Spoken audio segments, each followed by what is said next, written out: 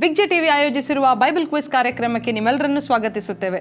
ಪ್ರಿಯರೇ, ಈ ಸತ್ಯವೇದ ಪ್ರಶ್ನಾವಳಿಯಲ್ಲಿ ನಿಮ್ಮಲ್ಲಿ ಅನೇಕರು ಭಾಗವಹಿಸ್ತಾ ಇದ್ದೀರಿ, ಇದರ ಪ್ರಯೋಜನವನ್ನು ಹೊಂದಿಕೊಳ್ಳುತ್ತಿದ್ದೀರಿ. ಕಳೆದ ಬಾರಿ ಕೇಳಿದ ಪ್ರಶ್ನೆಗೆ ಸರಿಯಾದ ಉತ್ತರವನ್ನು ಈ ವೇಳೆಯಲ್ಲಿ ನೋಡಿಕೊಳ್ಳೋಣ. ನಾನು ಯಾರು? ನಾನು ಪ್ರವಾದಿ ಅಲ್ಲ, ಪ್ರವಾದಿ ಮಂಡಲಿಗೆ ಸೇರಿದವನೂ ಅಲ್ಲ. ನಾನು ಗೊಲ್ಲನು, ಅತ್ತಿಹಣ್ಣು ಕೀಳುವವನು. ಯೆಹೋವನು ನನಗೆ, ನೀನು ಹೋಗಿ ನನ್ನ ಜನರಾದ ಇಸ್ರಾಯೇಲರಿಗೆ ಪ್ರವಾದನೆ ಮಾಡು ಎಂದು ಹೇಳಿದನು. Who am I? I was no prophet, nor a prophet's son. I was a herdman and a gatherer of sycamore fruit. The Lord told me, go prophesy unto my people Israel.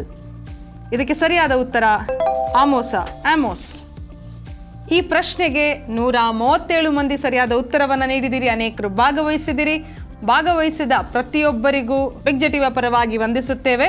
ಇದೀಗ 137 ಜನರ ಹೆಸರು ನಿಮ್ಮ ಮುಂದೆ.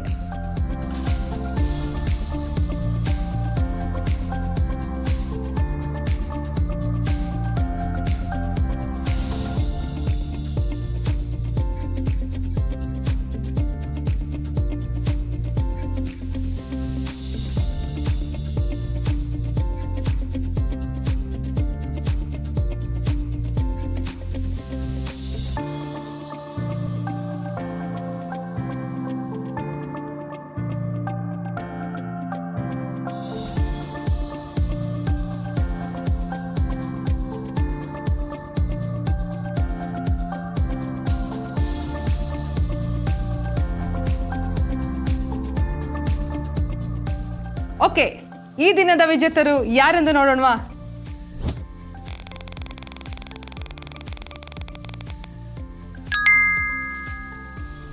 ಕ್ರಮ ಸಂಖ್ಯೆ 42 ವಿನಿಸೆಲ್ಡಾನಾ ಪಡೀಲ್, ಮಂಗಳೂರು.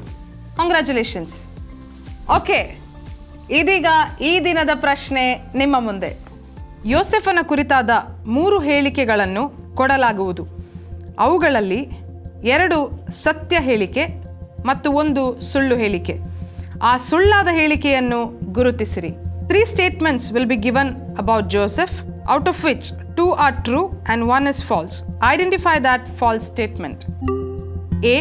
ಯೋಸೆಫನನ್ನು ಅವನ ಸಹೋದರರು ಮಾರಿದಾಗ ಅವನಿಗೆ 17 ವರ್ಷ ವಯಸ್ಸಾಗಿತ್ತು. B.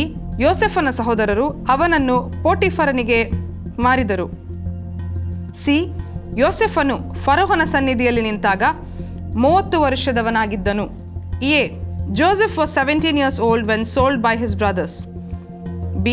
Joseph's brothers sold him to Potiphar. C.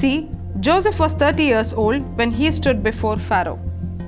ಪ್ರಿಯರೇ, ನಿಮ್ಮ ಸರಿಯಾದ ಉತ್ತರವನ್ನು 88439877 ಈ ಸಂಖ್ಯೆಗೆ ನಿಮ್ಮ ಹೆಸರು ಹಾಗೂ ವಿಳಾಸದೊಂದಿಗೆ ಕಳಿಸಿಕೊಡ್ರಿ. ನಿಮ್ಮ ಸತ್ಯವೇದವನ್ನು ತೆರೆದು ಇದಕ್ಕೆ ಸರಿಯಾದ ಉತ್ತರವನ್ನು ಕಳಿಸಿಕೊಡ್ರಿ. All the best.